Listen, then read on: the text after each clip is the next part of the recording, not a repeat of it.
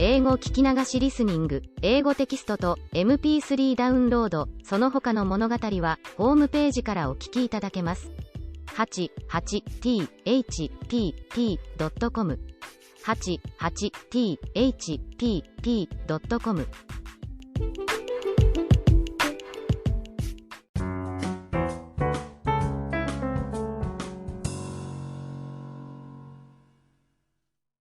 Briar Rose. A long time ago there were a king and queen who said every day, "Ah, if only we had a child." But they never had one.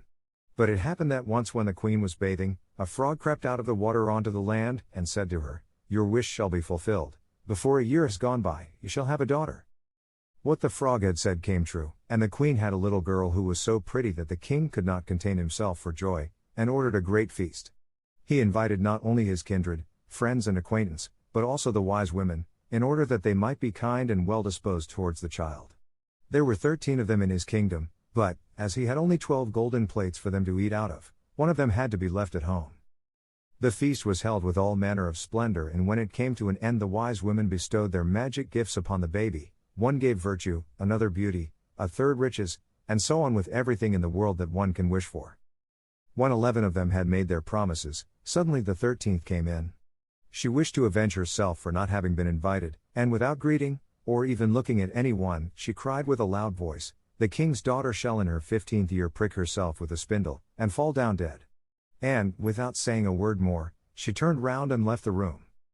They were all shocked, but the 12th, whose good wish still remained unspoken, came forward, and as she could not undo the evil sentence, but only soften it, she said, "It shall not be death, but a deep sleep of 100 years, into which the princess shall fall."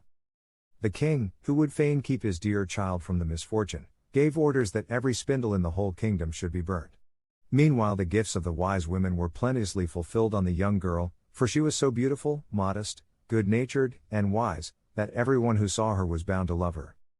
It happened that on the very day when she was 15 years old, the king and queen were not at home, and the maiden was left in the palace quite alone. So she went round into all sorts of places, looked into rooms and bedchambers just as she liked, and at last came to an old tower. She climbed up the narrow winding staircase, and reached a little door. A rusty key was in the lock, and when she turned it the door sprang open, and there in a little room sat an old woman with a spindle, busily spinning her flax. "Good day, old dame," said the king's daughter, "what are you doing there?" "I am spinning," said the old woman, and nodded her head. "What sort of thing is that rattles round so merrily?" said the girl, and she took the spindle and wanted to spin too. But scarcely had she touched the spindle when the magic decree was fulfilled, and she pricked her finger with it. And, in the very moment when she felt the prick, she fell down upon the bed that stood there, and lay in a deep sleep. And this sleep extended over the whole palace. The king and queen who had just come home, and had entered the great hall, began to go to sleep, and the whole of the court with them. The horses, too, went to sleep in the stable, the dogs in the yard, the pigeons upon the roof, the flies on the wall, even the fire that was flaming on the hearth became quiet and slept. The roast meat left off frizzling, and the cook, who was just going to pull the hair of the scullery boy, because he had forgotten something, let him go, and went to sleep. And the wind fell, and on the trees before the castle not a leaf moved again. But round about the castle there began to grow a hedge of thorns, which every year became higher, and at last grew close up round the castle and all over it, so that there was nothing of it to be seen, not even the flag upon the roof. But the story of the beautiful sleeping Briar Rose, for so the princess was named, went about the country, so that from time to time kings' sons came and tried to get through the thorny hedge into the castle. But they found it impossible, for the thorns held fast together, as if they had hands, and the youths were caught in them, could not get loose again, and died a miserable death. After long years a king's son came again to that country, and heard an old man talking about the thorn hedge, and that a castle was said to stand behind it in which a wonderfully beautiful princess, named Briar Rose, had been asleep for 100 years, and that the king and queen and the whole court were asleep likewise. He had heard, too, from his grandfather, that many kings' sons had already come, and had tried to get through the thorny hedge, but they had remained sticking fast in it, and had died a pitiful death. Then the youth said, "I am not afraid, I will go and see the beautiful Briar Rose." The good old man might dissuade him as he would, he did not listen to his words. But by this time the 100 years had just passed, and the day had come when Briar Rose was to awake again.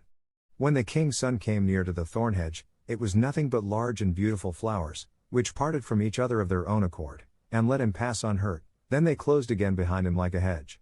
In the castle yard he saw the horses and the spotted hounds lying asleep, on the roof sat the pigeons with their heads under their wings. And when he entered the house, the flies were asleep upon the wall, the cook in the kitchen was still holding out his hand to seize the boy, and the maid was sitting by the black hen which she was going to pluck. He went on farther, and in the great hall he saw the whole of the court lying asleep, and up by the throne lay the king and queen. Then he went on still farther, and all was so quiet that a breath could be heard, and at last he came to the tower, and opened the door into the little room where Briar Rose was sleeping. There she lay, so beautiful that he could not turn his eyes away, and he stooped down and gave her a kiss. But as soon as he kissed her, Briar Rose opened her eyes and awoke, and looked at him quite sweetly. Then they went down together, and the king awoke, and the queen, and the whole court, and looked at each other in great astonishment. And the horses in the courtyard stood up and shook themselves, the hounds jumped up and wagged their tails, the pigeons upon the roof pulled out their heads from under their wings, looked round, and flew into the open country, the flies on the wall crept again, the fire in the kitchen burned up and flickered and cooked the meat, the joint began to turn and frizzle again, and the cook gave the boy such a box on the ear that he screamed, and the maid plucked the fowl ready for the spit. And then the marriage of the king's son with Briar Rose was celebrated with all splendor, and they lived contented to the end of their days.